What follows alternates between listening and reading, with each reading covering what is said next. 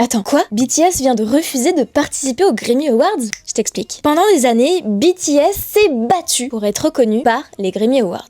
Après 5 nominations, sans jamais remporter le moindre trophée, beaucoup pensaient que la création d'une catégorie dédiée aux artistes asiatiques était enfin la récompense qu'ils attendaient. Et pourtant, BTS vient de la refuser. À première vue, cette décision paraît incompréhensible. Pourquoi refuser une récompense que tant d'artistes rêveraient d'obtenir? En réalité, cette décision dépasse largement la K-pop. Pour comprendre, il faut revenir quelques années en arrière. En 2021, BTS entre dans l'histoire en devenant le tout premier groupe de K-pop nommé aux Grammy Awards grâce notamment au titre Dynamite. Au total, le groupe sera nommé 5 fois pour Dynamite, Butter, My Universe avec Coldplay, Yet to Come, ainsi que dans la catégorie Album of the Year grâce à sa participation sur Music of the Spheres de Coldplay. Résultat, 5 nominations, 0 victoire. Pendant ce temps-là, pourtant, BTS change complètement l'échelle de la musique coréenne.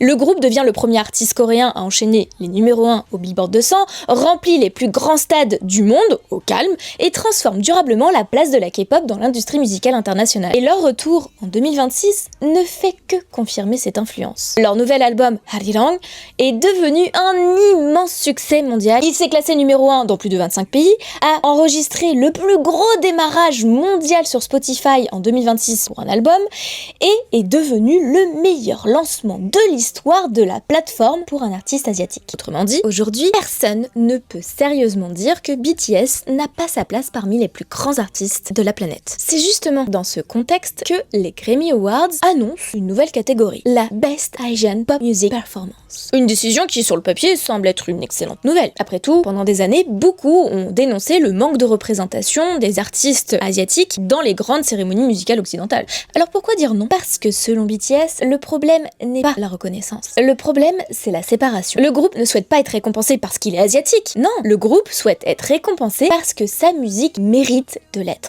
En refusant d'y participer, BTS ne ferme pas la porte à une meilleure représentation. Le groupe pose simplement une question. La véritable égalité consiste-t-elle à créer une catégorie à part ou à faire en sorte que chacun puisse concourir sur la même ligne de départ? Et c'est sans doute pour cette raison que cette annonce est si importante, parce qu'elle ne concerne pas uniquement BTS. Elle concerne tous les artistes internationaux qui souhaitent être jugés pour leur musique avant d'être définis par leur origine. BTS vient de relancer l'un des débats les plus passionnants de l'industrie musicale. La véritable victoire ne sera pas le jour où les artistes asiatiques auront leur propre Grammy, mais le jour où leur présence dans la catégorie reine semblera tout simplement normale. Parce qu'à ce moment-là, ils ne seront plus vus comme des artistes asiatiques, ils seront simplement vus comme des artistes.